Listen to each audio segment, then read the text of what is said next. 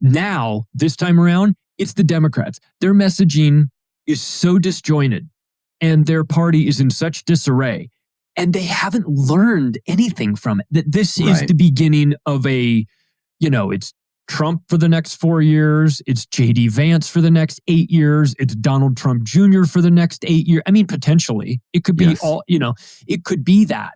And the Democrats are sitting there going, how do we get more trans people to have our back? It's like, well, I don't know. Make a calculation that they're 0.6% of the population and maybe don't put all your eggs in that crazy basket. Yes. But they haven't learned that because they're talking about Kamala Harris running for governor of California. And you just go, ooh, good. Yeah. Good. No, yes, I do too. Continue, please. Yes.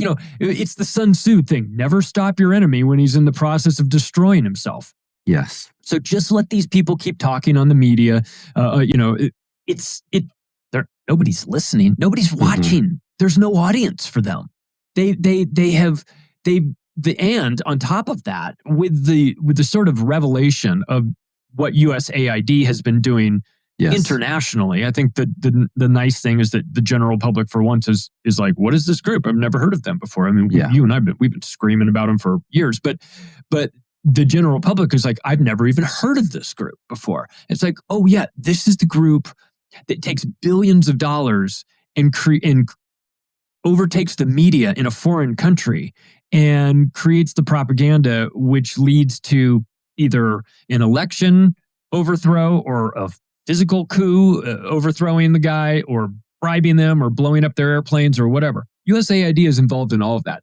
And it's finally starting to hit people that, hey, this isn't limited to international scope. This gets turned back on us too. And I remind my normie friends that they passed the Smith Modernization Act of 2012, which legalized propaganda to be used in America. So for those who, like me, who were sleeping through history class, in 1948, there was something called the Smith-Mundt Act. And that was, we just came out of World War II. We saw the dangers of propaganda. It's really bad. We here in America have made a law that says we are not going to use propaganda in America against our own people. We will still use it internationally against foreigners all day long. We're not crazy. We're not going to stop using propaganda for that because it's very effective. We're just not going to use it against our own people because it's a bad thing.